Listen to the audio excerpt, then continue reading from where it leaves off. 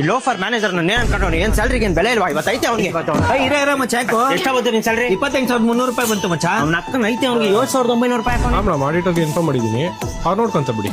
Okay okay okay. Salary ಯಾಕೆ ಎಷ್ಟೊಂದು ಕಮ್ಮಿ ಹಾಕಿದ್ಯಾ? ಬಂದ ನಿನ್ಗೆ ವೇಟಿಂಗ್. ಯಾಕೆ ಸುಮ್ನೆ ಕಿರ್ಚಾಡ್ತೀಯ?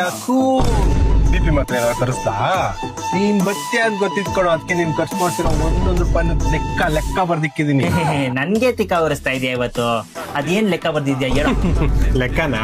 ನನ್ ಕ್ರೆಡಿಟ್ ಕಾರ್ಡ್ ತಗೊಂಡೋಗಿ ಐಫೋನ್ ತಗೊಂಡ್ಬಂದಿದ್ದೆಲ್ಲಪ್ಪ, ಅದ್ರ EMI 8,000. ಮೊನ್ನೆ ಪಬ್ಬಿಗೆ ಕರ್ಕೊಂಡು ಹೋಗಿದ್ದಲ್ಲ 10,000 ಬಿಲ್ ಆಗೈತೆ. ನಿಂದ 5,000, ನಂದ 5,000.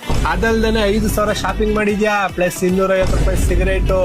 ಇಷ್ಟೆಲ್ಲ ಸಾಲದು ಅಂತ 5 ದಿನ ರಜಾ ಬೇರೆ ಹಾಕಿದ್ಯಾ, ಅದ್ರದ್ದು 5,800. ನಿನಗ್ ಬರೋ 32,000 ಸಂಬಳದಲ್ಲಿ ಇಷ್ಟೆಲ್ಲ ಕಟ್ ಮಾಡಿದ್ರೆ ಉಳಿಯೋದು 7,950 ರೂಪಾಯಿ.